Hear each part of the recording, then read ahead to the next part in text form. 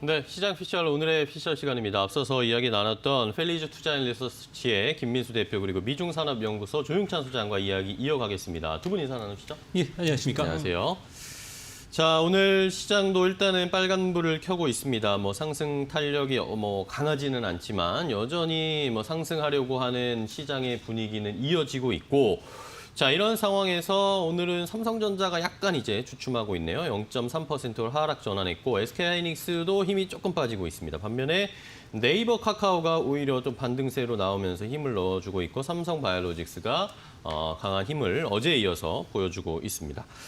자, 그렇다면 이제 어제가 사실 시장 피셜에서 제가 이야기 나눴던 게 삼성전자 워낙 잘 가니까 삼성전자 외국인이 많이 사는데 개인들은 이제 좀 살 타이밍이 지났다 이런 이야기가 나왔습니다.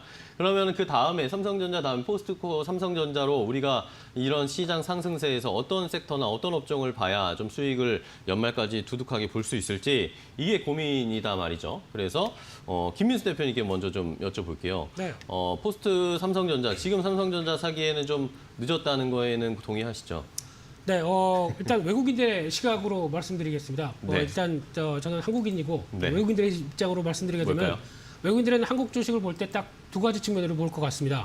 삼성전자와 이외의 것들. 네. 딱 그렇게 두 개로 볼 걸로 보여지고 있는데, 그래서 삼성전자를 산다는 얘기는 한국 주식을 산다는 얘기겠죠. 그쵸. 그런 쪽에서 매수세가 들어오게 되면서 지금 시점 쪽에서는 거의 6만 5천 원대 이상 넘어가는 주가에 대해서 일단 단기 기억도도 벌어진 만큼 여기서 이제 신규로 사는 거는 좀 아무래도 부담감은 있겠죠. 네. 그래서 결론적으로는 일단 삼성전자를 주축으로 봤었을 때 삼성전자를 조정을 받으면 살 것이냐, 아니면 삼성전자가 조정을 받을 때 다른 쪽이 변화가 되면은 그쪽을 노릴 것이냐, 이런 쪽으로 노리는 전략들이 두 가지가 맞다고 봐야 될 것 같고요. 그래서 결론적으로는 삼성전자 또 흔들리게 되면 저점에서 모아가는 거 나쁘지 않다라는 쪽으로는 말씀을 드리되, 그러면 쉴 때 어떤 쪽으로 바뀌겠느냐라는 쪽으로 보게 되면 아이디어가 첫 번째로는 바이오주입니다.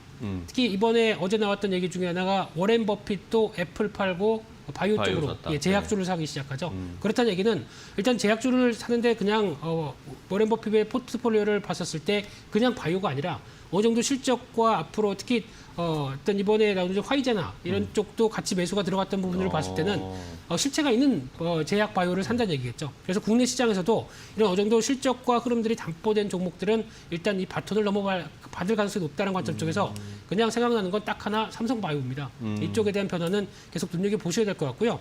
그와 함께 또 두 번째로는 경기 민감 섹터겠죠. 그래서 어떤 백신을 필두로 해서 내년에 여러 가지 경기에 대한 변화가 나오기 시작한다라고 하게 되면 일단 조금 늦다라고 하더라도 그런 부분들이 서서히 가시화되면서 나올 수 있는 부분이면 이런 종목들이 오히려 어떤 또 후보군이 되지 않을까 싶은데, 말은 쉽지만 되게 많습니다. 그쵸. 경기 민감 섹터들 여러 가지 많기 때문에 계속 저희 이데일리 TV 보시게 되면 확인되시겠죠? 네. 이런 부분들은 계속 언급드리도록 하겠습니다. 네, 제가 말씀해 주신 것처럼 삼성전자 반도체는 이제 약간 올라온 감이 있으니까 연말까지 이제 조정이 있거나 뭔가 충격이 있을 때 외부에서 변수가 나올 때 그때 좀 매수하는 게, 조정이 나올 때 매수하는 게 좋겠다라는 것이었고, 경기 민감주와 이제 바이오 쪽에 삼성바이오를 말씀해 주셨는데 삼성바이오로직스 요즘 또 관심 가지시는 분들이 좀 많더라고요. 근데 네. 또 삼성바이오로직스가 어제 그제부터 다시 또 올라오기 시작합니다. 네. 이러면 삼성바이오로직스도 좀 높은 거 아닌가요, 가격? 네, 일단 만약에 100만 원 간다 그러면 안 높은 거고요. 네, 지금 가격대에서 일단 지금 턴을 다시 하기 시작한다는 관점 쪽에서 특히 누가 백신을 개발하든 간에 계속 물량을 확보할 수 있다는 자신감들, 이런 쪽이 보이기 시작하게 되면은 계속 지금 밸류나 이런 부분들은 비싸긴 합니다만 네네. 그래도 어느 정도 눈높이가 맞아간다라고 했었을 때는 계속 어떤 주가도 이를 화답하지 않을까라는 관점 쪽에서 일단 그렇다고 해서 지금 여기서 내가 사고 싶은 100% 다 사겠다라는 부분보다는 네. 좀 분할 매수 관점 쪽으로 계속 추세 맞춰가는 게 좋지 않을까 생각되고 있습니다. 네, 삼성바이오로직스 워낙 액면가도 높기도 하고 차근차근 하나씩 모아가는 것도 전략이 될 수 있겠다라는 의견을 주셨고요. 자, 이번엔 조용찬 소장님과도 이야기 나눠볼 텐데 저희가 아까 알셉 이야기를 했습니다. 우리 시장에 많은 종목도 아까 말씀해 주셨지만 여러 가지 섹터가 있고 경기 민감 섹터도 있고 수출과 관련된 종목들도 많기 때문에 알셉으로도 우리 수혜를 볼 수 있는 기업들을 선별해 보는 것도 앞으로의 포스트 삼성전자 투자의 전략이 될 수도 있을 것 같아요. 알셉이 만약에 5개 이제 체결이 돼서 발효가 되게 되면 장점, 단점이 뭔지, 우리 중소기업이라든지 기업들이 좀 돌파가 될 수 있는지도 궁금합니다. 네, 지금 우리 같은 경우는 알셉이 천호의 기회가 될 수 있을 거로 보여지는데요. 네. 이같이 보는 근거는 14세기 유럽의 흑사병 이후에 한 세기 정도는 황금 시기를 구하면서 르네상스 시기에 들어갈 정도로 좋았습니다. 네. 이뿐만 아니라 스페인 독감이 있었던 1차 세계대전 이후에 보면은 전 세계적으로 황금의 10년을 구가했는데요. 이번에 코로나가 아무래도 백신과 관련해서는 내년 그 하반기쯤에는 잡히지 않을까 보여집니다. 네. 이렇게 되면은 알셉을 통해서 열린 시장을 우리가 많은 선점할 수가 있을 거로 보여지는데요. 당장 알셉과 관련된 열리는 시장은 일본 시장입니다. OLED, 첨단 냉장고라든지 이런 고급 가전 제품 같은 경우는 현재 우리나라 가전 회사들이 일본보다 기술력뿐만 아니라 디자인에서 상당히 앞서가고 있습니다. 이뿐만 아니라 K-뷰티, K-푸드 시장도 열리게 되기 때문에 이런 부분에 관심을 두셔야 되지 않을까 보이고요. 또 한 가지는 아무래도 단점은 우리나라 농산물 시장이 열린다는 겁니다. 고구마나 녹두, 팥, 배추, 수박, 양파, 이런 것들 같은 경우에는 아무래도 농민들이 더 어려움을 겪을 가능성이 큰데요.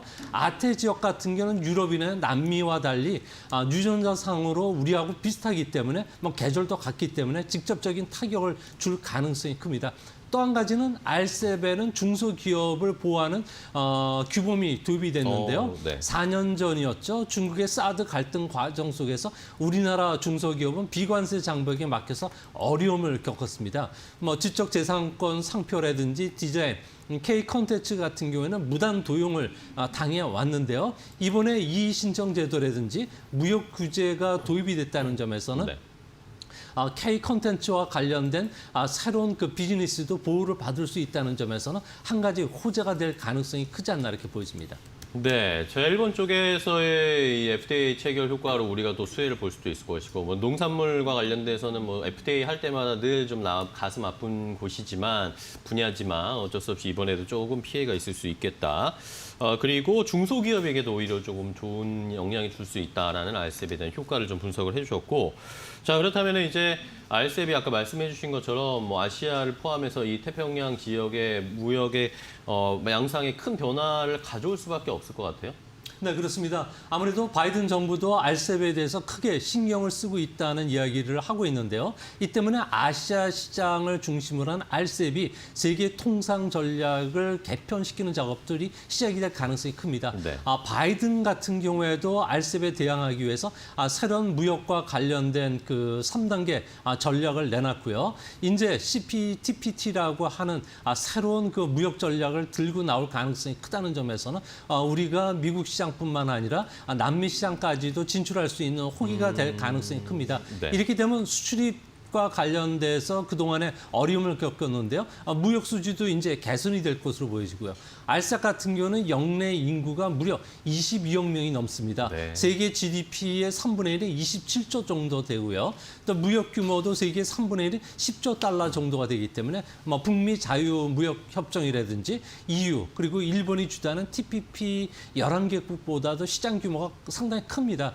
이 때문에 미중 경제안보검토위원회라고 해서 미국 의회 자문기구가 있는데요. 이번에 알셉 발효로 인해서 중국 같은 경우는 매년 880억 달러의 막대한 경제적 효과를 얻을 가능성이 크다는 점에서 미국이 이것을 막기 위해서 우리에게 보다 많은 당근을 줄 수 있다는 점에서는 앞으로 우리나라와 관련된 해상 그리고 조선 그리고 항공과 관련된 새로운 비즈니스가 다시 꼽힐 수 있다는 점은 관심 있게 지켜보셔야 될 것으로 생각이 됩니다. 네.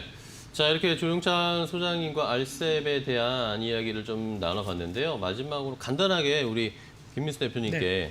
알셉으로 우리가 좀 수혜를 보거나 좀 길게 봐야 된다. 이런 네. 업종이 좀 종목이나 업종이 수혜받을 수 있다. 어떤 거 보고 계세요? 네, 많이들 얘기하는 게 자동차부터 철강, 이런 쪽으로 경기 수출의 확대가 이어지면서 경기 민감 쪽을 얘기를 많이 하는 것 같은데 제가 보기에는 개인적으로는 엔터주도 상당히 경계를 넘길 수 있겠다는 쪽에서 주목하고 있고요. 네. 대표적으로 한류의 K-팝은 알아주죠. 그러다 보니까 이와 관련된 애니메이션이나 영화 그리고 또 음악 이쪽에 대해서도 영역을 더 넓힐 수 있는 기회가 왔다는 쪽에서 이 관련된 종목들도 주목하셨으면 좋겠습니다. 네. 자, 말씀해 주셨듯이 뭐 앞으로 이제 삼성전자가 지금 잘 가고 있는데 그 뒤로 바통을 이어받을 수 있는 업종이라든지 이슈를 좀 체크를 해봤습니다. 알셉과 관련해서도 우리가 뭐 기존의 자동차나 이런 철강 쪽만 보는 게 아니라 김민수 대표님 말씀해 주신 것처럼 엔터주도 뭐 수혜를 받을 수 있다. 길게 한번 봤을 때 투자 전략 포인트도 될 수 있으니까요. 이것도 한번 잘 참고해 보시기 바랍니다. 자, 오늘 펠리즈 투자인리서치의 김민수 대표와 한미중산업연구소 조용찬 소장 두 분과 이야기 나눴습니다. 오늘 말씀 감사하고요. 다음 주에 또 뵙도록 하겠습니다. 고생 많으셨습니다. 고맙습니다.